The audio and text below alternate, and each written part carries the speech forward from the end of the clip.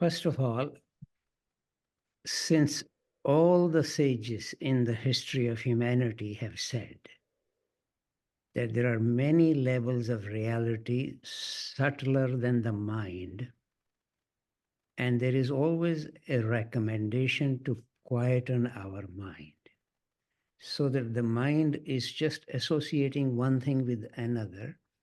If the mind can be a little quiet, it is possible for us to feel something from a slightly subtler level.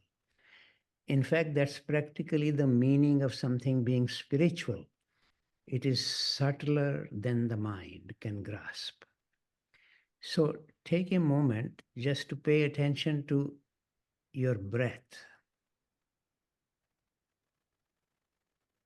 We have a tendency to say, my breath, as if I created this breathing apparatus or the air that I need to breathe to stay alive. I would have absolutely no idea how to create even my fingernails. To create the breathing apparatus is absolutely impossible. The fact is that I am being breathed by a spiritual energy. Since probably most of you may have a Judeo-Christian background, let me remind you of a remark in the book of Genesis. God created human beings from the planet Earth. Then he breathed his own breath into them to make them alive. So it's the breath of God that is keeping me, keeping you alive.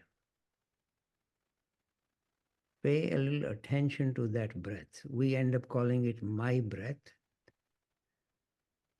In all ancient languages, as far as I can determine, certainly in Sanskrit, Chinese, Hebrew, Greek, the word for breath and for spirit is either exactly the same or very close to each other.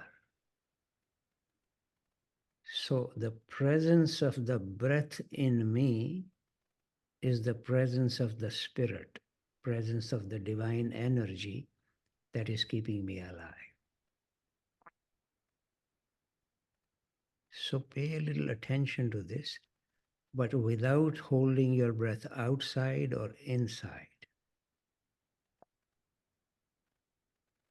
Again, a very important difference, which almost everybody has seen, between the Abrahamic traditions and the Indian tradition. In the Abrahamic tradition, you never see a prophet or any sage sitting in a position of meditation. They're always in a posture of prayer, looking up, as if God is up there and we need to submit to that.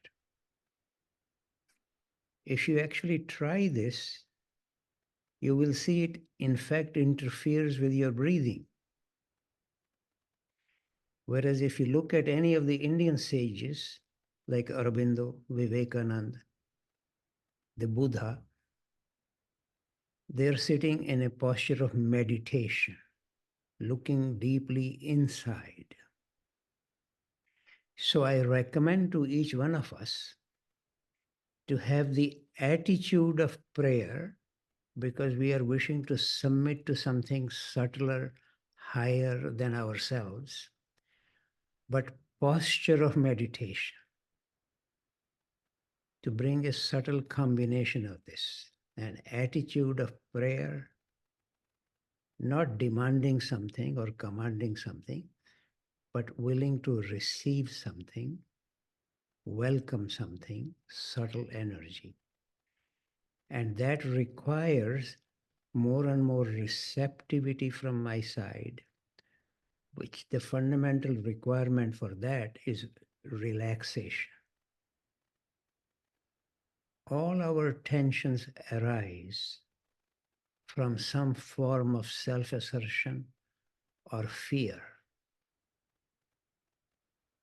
So being deeply relaxed, physically, mentally, even intellectually, I don't know everything there is to know. Freedom from my knowledge, freedom from all the tensions,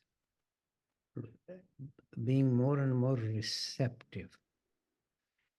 And also, it is helpful to find a posture which allows the energies in the body to move quietly without being interrupted.